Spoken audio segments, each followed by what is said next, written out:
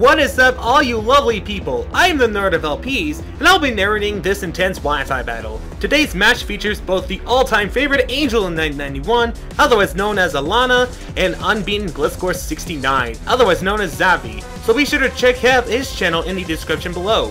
As for myself, I haven't narrated a battle in quite some long time, so pardon any stutters or silences. But with that all being said, let's go straight on to the battle and let it begin!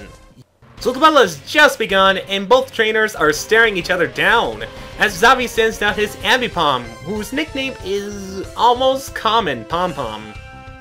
I don't recall any other Ambipoms named Pom Pom, as Alana sends out her Bronzong, and as of course with every Ambipom in the entire game, it's gonna lead off with a fake out, so that's causing Bronzong to flinch, but that flinch really doesn't matter now, does it? Because Xavi is gonna withdraw his Ambipom and sends out his Warts, which is the Seismitoad. I like the name, it's very clever. Unfortunately, Bronzong is going to miss the Zen Headbutt, which probably might not have mattered too much. So anyways, this Seismitoad here is gonna go straight for the Substitute, which is probably a really good move. You don't see Substitute on a Seismitoad really too often. And the Zen Headbutt this Bronzong has activated is going to be enough to fade out that Substitute, which is quite impressive actually. Both Seismitoad and Bronzong have leftovers, which I don't see too often on a Seismitoad, I guess, leftovers. Usually I think has Rindelberries or something like that, but I'm not too much into the meta game. Anyways, this Seismitoad is going to go for the Scald, which gets a crit, and Alana probably makes the smart move she probably could have done when Xavi swapped into Seismitoad, was just to do the Stealth Rocks, but it's not my battle, it's theirs, so I'm not the one to be so judgmental. So this Seismitoad is going to go for the Scald again. This time, I believe, is going to get what I think it's going to get. Yep, it definitely gets that burn. And Bronzong goes for the Zen Headbutt. Now, without the attack lured because of Zen Headbutt, this pretty much would have done a little bit more. But with the burn and Seismitoad's pretty decently high defense, I should say, it does less than what Alana would have expected, probably. So this Seismitoad is pretty much going to finish off, no, actually not finish off the Seismitoad Scald, is actually going to live with a couple HP, as Bronzong has done his job, already setting up the Stealth Rocks, goes for one more Headbutt before it gets crumpled by the burn yet again, including the leftovers, which brings it to about 24 HP, but even with that amount of HP, it is still going to get hit by the burn, and down goes Alana's first Pokemon, making it 5-6 so far in the scales. She's now going to send out her Vaporeon, and afterwards, the Seismitoad is going to go for the Drain Punch. Now, here's something very clever that Xavi just comes up with.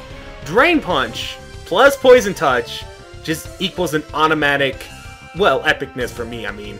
And Vaporeon goes for the Muddy Water, which I really don't see too often in any Wi-Fi battles. I mean, how often do you see a Vaporeon with Muddy Water? Probably like a 10% or less, I believe, because, you know, most Vaporeons have like Hydro Pumps or, you know, they're like substitute baton passing with the Acid Armors and Wishes. So it's quite nice to see a Vaporeon with at least a different moveset compared to like most other Vaporeons you would see in like in the OU tiers or something like that. So Warts decides it's had enough and it sends out Bulbasaur. I did not expect a Bulbasaur when I first saw this video, to be completely honest. It was like, why the heck does Xavi have a Bulbasaur? Isn't it like low standards? But I guess for uniqueness, I give him a thumbs up for that. As Vaporeon goes for Muddy Water, it does more than half despite being it not very effective, but then again, who can rely on Bulbasaur's kind of okay special defense compared to Vaporeon's really good special attack? So Alana decides to send out her Altaria to finish off the Bulbasaur, as the Bulbasaur goes straight for the Giga Drain, which we all know isn't going to do that well. Even though Bulbasaur has some pretty good special defense, if it wasn't a little cub, it would be pretty good, but for this standard, yeah, it's not the best. As Altaria finishes off this Bulbasaur with a Dragon Claws, we say goodnight to that Bulbasaur, making it an even 5-5 for both sides of the teams. So Xavi is going to go back to his Ambipom, but instead of just going for the usual fake out, like most Ambipoms would do, he goes straight out for the beat up. Now, again, very clever for him to have beat up. I think especially with the Technician, it increases the beat ups by a lot. Also another unique move that no other trainers use, well very rare trainers use them anyways, is Attract, which this Altaria actually carries, so pretty good movesets. But unfortunately for Pom Pom, it is immobilized by Love, and it will be immobilized for quite some time. Well, at least I'm predicting. I'm not completely sure about that. And yes, the Altaria did use Dragon Dance, which is why the attack and speed has rose, and in comes the leftover spells yet again. So far, 3 of her Pokemon actually have leftovers, so a common item, I guess. Anyway, she's gonna go for the Dragon Claw. It barely takes out this Ambipom. Lives with 1 HP, and it's still attracted by this Altaria, giving Altaria the perfect opportunity to kill it with whatever move it wants to use, and Earthquake is the move it uses to kill it, so I don't know why, but I guess it's a legit reason to kill it. I guess the best way to die is from an Earthquake, right? I want to die in an Earthquake someday.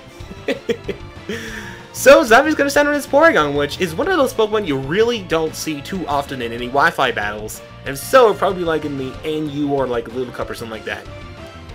But I'm pretty sure this Porygon has the Eviolite, as it does live this the Dragon Claw by about more than half, and is enough to take out the Electro Web, which I really don't see too often in the Porygon.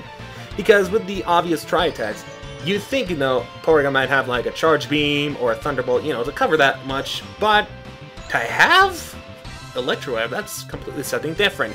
So anyways, the swap between Altaria and Zipstrike was complete, as Porygon goes for a Recover, the usual Recover that pretty much every Porygon should have. Unless, of course, it's like, well, even in Little Cup. So Zipstrike actually misses the Overheat, giving Porygon a perfect opportunity to set up a Tri-Attack, plus the Stab that's gonna leave it with less than half HP remaining. Zipstrike figures it's done with this Pokemon immediately, goes for the Volt Switch, and it doesn't do quite that much, but at least it's a free swap into her Vaporeon. As Porygon goes for yet another Tri-Attack, I think this time it doesn't do quite as much as what it did with Zipstrika, but it leaves Vaporeon at less than half HP as well. Even with the poison, she still remains at less than half HP, but Vaporeon is able to get off another Muddy Water. Unfortunately, the accuracy wasn't lowered at this point. But it did get a crit, so that was really good of her. Unfortunately, the Porygon is going to recover this turn and probably just going to stall her out for the rest of the battle. I'm not to get really too far ahead. But after the leftover effects, and of course the usual poison effects, Vaporeon goes straight for an Ice Beam, which doesn't do quite as much because, again, Porygon probably has that Eviolite. As Porygon goes yet for another Recover, meaning that it's just probably going to play around with Lana for a little while, until it decides to give up or something like that, or until, well, something good for Lana happens, which we have no clue when that's going to happen quite yet. The poison is actually decreasing the HP a lot, as Vaporeon goes for yet another Muddy Water. Now, this one does not get a crit. It gets normal amount of damage, as Porygon, I think, finishes off Vaporeon with an Electro Web, either there I think it lives. No, it definitely kills it for sure. With a crit too, mind you. You don't see crits too often on an Electro Web.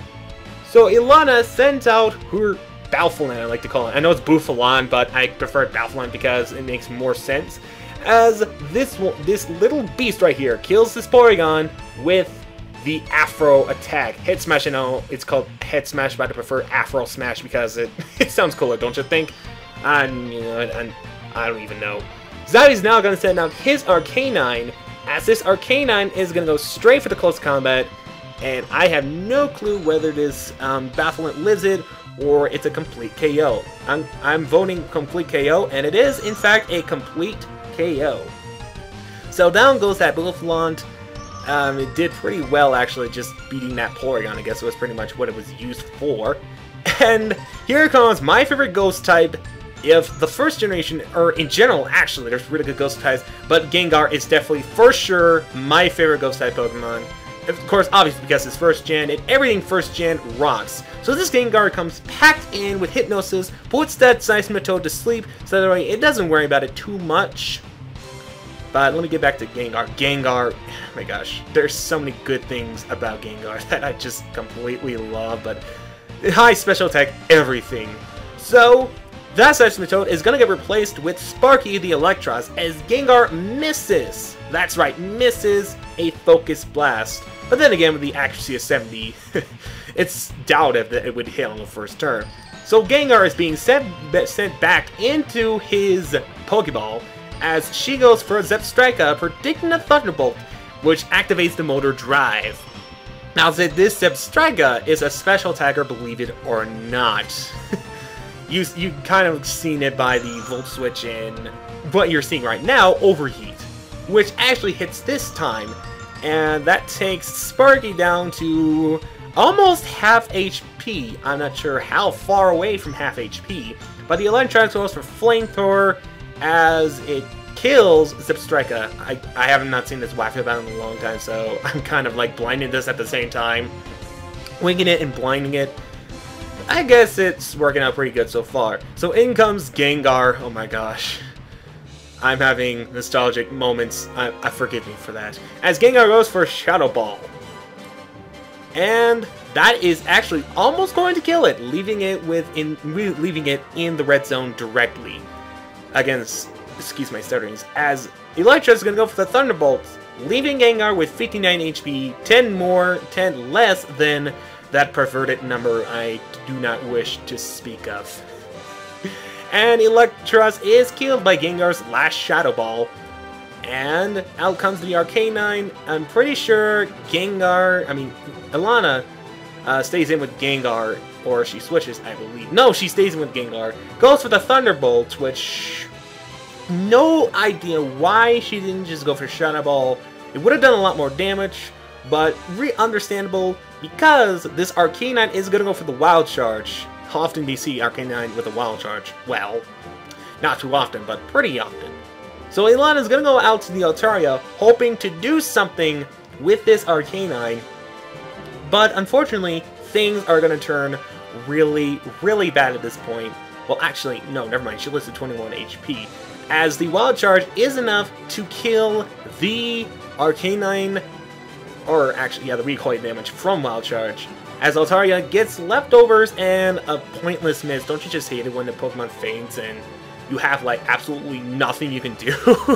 So Altaria, I have no clue why it didn't just go for Dragon Claw, but it goes for Earthquake, as the Seismitoad is still fast asleep at this point. So at this point, we are seeing a leftover stall war, and it looks like Seismitoad is winning by the yellow zone. As Altaria goes for the Earthquake, but... and as usual, Warts lists this thing, and it's able to get off a Scald, which is going to kill this Altaria with a critical hit, thus making Ilana lose this battle. But in the end, it's all about the fun, so it really doesn't matter. So that concludes that epically wonderful battle. Hope you guys enjoyed it. Be sure to subscribe to AngelInTheNight91, and be sure to subscribe to UnbeatenGliscor69. And if you would like to, feel free to check out my channel, even though I really wouldn't recommend because I'm not that much of a Wi-Fi battler rather than a Let's Player. But hey, if you like Let's Plays, feel free to check out my channel. So until the next time, you guys, I'll see you later, goodbye, take care, and peace out.